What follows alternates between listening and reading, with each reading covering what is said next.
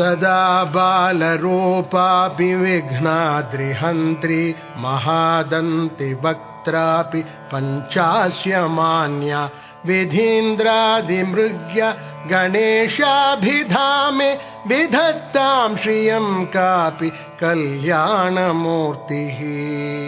न जानामि शब्दं न जानामि चार्थं न जानामि पद्यं न जानामि गद्यं चिदेका षडास्या हृदि द्योतते मे मुखानि निस्सरन्ते गिरश्चापि चित्रम्।